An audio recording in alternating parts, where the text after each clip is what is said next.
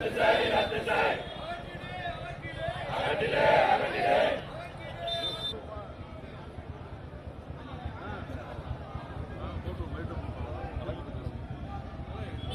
மணி நேரமா கூப்பிட்டாங்க உங்களை.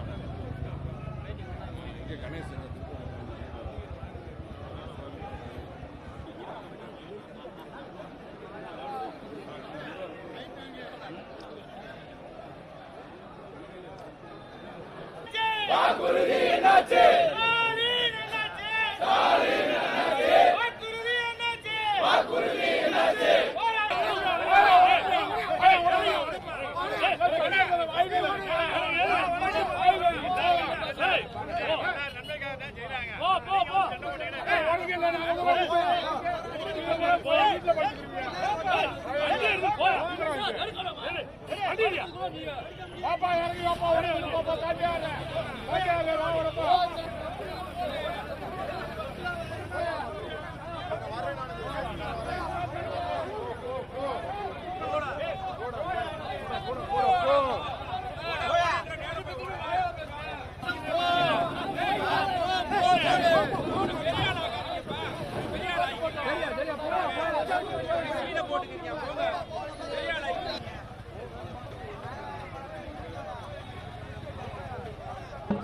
இந்த கப்பலூர் டோல்கேட் 2010ஆம் ஆண்டு விதிமுறைகளுக்கு முரணாக விதிகளை கடைபிடிக்காமல், முதலாவது விதி, நிரந்தரமான பால கட்டமைப்பு உள்ள அந்த பகுதியினுடைய இறங்கு பகுதியிலே இந்த சுங்கச்சாவடி அமைந்திருப்பது முற்றிலும் சட்டத்துக்கு புறம்பானது. இரண்டாவது, நகராட்சி, ஒரு திருமங்கலம் நகராட்சியினுடைய சேர்மன், முன்னாள் சேர்மன் அவர்கள் அந்த பகுதியிலிருந்து 5 கிலோமீட்டர் சுற்றளவில் அமைக்கக்கூடாது என்கிற அந்த விதிமுறைகளையும் அவர்கள் மீறி இந்த சுங்கச்சாவடி அமைந்திருக்கிறார்கள்.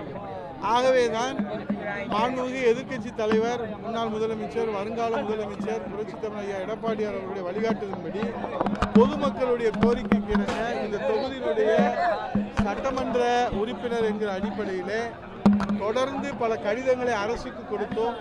தொடர்ந்து பல முறை அரசின் கவனத்துக்கு எடுத்து சென்றோம். சட்டப்பேரவையிலே சிறப்பு கவன ஈர்ப்பு கொண்டு வந்தோம். அரசு இது குறித்து எந்த நடவடிக்கையும் எடுக்கவில்லை. குறிப்பாக அன்றைய எதிர்க்கட்சி தலைவர், இன்றைய முதலமைச்சர் முத்துவேல் கருணாநிதி ஸ்டாலின் அவர்கள் ஆட்சி அமைத்த 3 மாதங்களிலே இதை அகற்றுவோம் என்ற வாக்குறுதி கொடுத்தார்கள்.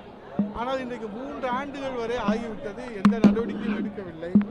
இதிலே உள்ளூர் வாகன ஓட்டிகள் தங்களது வாகனங்களுக்கு கட்டணம் வசூலிக்க கூடாது என்று தொடர்ந்து போராடி வருகின்றார்கள். இது என்னவென்று சொன்னால் ஒரு சட்ட ஒழுங்கு பிரச்சனையை தொடர்ந்து ஏற்படுத்துகிறது. இன்றைக்கு ஆட்சி பொறுப்பேற்று 3 மாதத்தில் தீர்வு காண வேண்டிய அரசு இதுவரை இது குறித்து வாய் திறக்கவில்லை. இன்றைக்கு திடீரென்று 2 லட்சத்திலிருந்து 22 லட்சம் வரை எல்லா உள்ளூர் வாகன ஓட்டிகளுக்கும் லீகல் நோட்டீஸ், பெனால்ட்டி என்கிற அடிப்படையில், சுங்க கட்டணம் என்கிற அடிப்படையில் கொடுத்திருக்கிறார்கள். அதிலே அவர்கள் அதிர்ச்சியிலே உறைந்து, அந்த வாகனத்தினுடைய விலையே 2 லட்சம், ஆனால் அந்த வாகனத்துடைய பயன்பாட்டுக்கு 22 லட்சம் என்று கட்டணம் விதித்திருக்கிறார்கள். இது உடனடியாக வாபஸ் வாங்க வேண்டும் என்று இங்கே உள்ளூரில் இருக்கக்கூடிய எல்லோரும் கோரிக்கை வைத்திருக்கிறார்கள். ஆகவே இந்த வாகனத்தை கட்டாயப்படுத்துகிற போது அதிலே லா அண்ட் ஆர்டர், சட்ட ஒழுங்கு பிரச்சனை தொடர்ந்து ஏற்படுகிறது. ஆகவே இது டோல்கேட்டிலிருந்து 20 கிலோமீட்டர் சுற்றளவில் உள்ள வாகனங்கள் அவர்களுக்கு ஒரு சுமூகமான உடன்பாடு ஏற்பட வேண்டும். தற்போது உள்ளூர் வாகன ஓட்டிகள் அவர்கள் 10 முதல் 50% கட்டணம் செலுத்த வேண்டும். இந்த 10ஆம் தேதியிலிருந்து 50% கட்டணம் செலுத்த வேண்டும் என அறிவித்துள்ளது வாகன ஓட்டிகள் மத்தியிலே பேரதிர்ச்சியை ஏற்படுத்தியிருக்கிறது. அதனால்தான் முன்னாள் சட்டமன்ற உறுப்பினர், மாண்புமிகு எதிர்க்கட்சி தலைவர், அனைத்து இந்திய அண்ணா திராவிட முன்னேற்ற கழகத்துடைய நிரந்தர பொதுச் செயலாளர், வருங்கால முதலமைச்சர் புரட்சித் தலைவர் ஐயா எடப்பாடி அவர்களே வழிகாட்டுதலோடு இந்த மக்களுடைய கோரிக்கை அரசின் கவனத்துக்கு கொண்டு செல்வதற்காக முன்னாள் உசிலம்பட்டி சட்டமன்ற உறுப்பினர், கழக அமைப்பு செயலாளர் மகேந்திரன் அவர்கள், முன்னாள் சோழவந்தான் சட்டமன்ற உறுப்பினர், முன்னாள் தெற்கு தொகுதியுடைய சட்டமன்ற உறுப்பினர், முன்னாள் திருப்பரங்குன்றத்துடைய சட்டமன்ற உறுப்பினர், மாவட்ட செயலாளர், முன்னாள் கிழக்கு தொகுதியுடைய சட்டமன்ற உறுப்பினர் தமிழரசன் உள்ளிட்ட நகர கழகத்துடைய செயலாளர் விஜயன் உள்ளிட்ட எங்களுடைய பொறுப்பாளர்கள் அனைவருமே இது நகர்ப்பகுதியிலே, திருமணம் நகர்ப்பகுதியில் அனைத்து பகுதியிலும் அந்த பல்வேறு இங்கே இருக்கக்கூடிய சேர்மன் அவர்கள், மாவட்ட செயலாளர் தமிழழகன் அவர்கள், வெற்றிவேல் அவர்கள், இங்கே இருக்கக்கூடிய அனைத்து பொறுப்பாளர்கள், எங்களது சட்ட பாதுகாவலர் தமிழ்ச்செல்வன் உள்ளிட்டவர்கள் வேறு ஒன்றும் கோரிக்கை வைக்கலை. இந்த லீகல் நோட்டீஸு நீங்கள் திடீர்னு எந்த ஆதாரத்தில் கொடுத்துருக்குறீங்கன்னு தெரியல. அதனால் எங்ககிட்ட நேற்றைய தினம் இந்த கோரிக்கை மனு கொடுத்தாங்க. நாங்கள் எங்கள் பொதுச்செயலாளருடைய கவனத்துக்கு கொண்டு சென்றோம். மக்களுடைய கோரிக்கை என்ன என்று கேட்டு அரசின் கவனத்துக்கு கொண்டு செல்வதற்கு உத்தரவிட்டிருக்கிறார்கள். அதன்படி அமைதியான வழியிலே நாங்கள் அரசினுடைய கவனத்துக்கு கொண்டு செல்வதற்காக எந்த வாகனத்திற்கும் இடையூறு இல்லாமல் நிரந்தர தீர்வாக இந்த டோல்கேட் அகற்றப்பட வேண்டும். உடனடி தீர்வாக இந்த லீகல் நோட்டீஸ் வாபஸ் வாங்க வேண்டும். இந்த 50% கட்டணத்தை ரத்து செய்ய வேண்டும். இதைத்தான் இங்கே கோரிக்கையாக இங்கே வைத்திருக்கின்றார்கள்.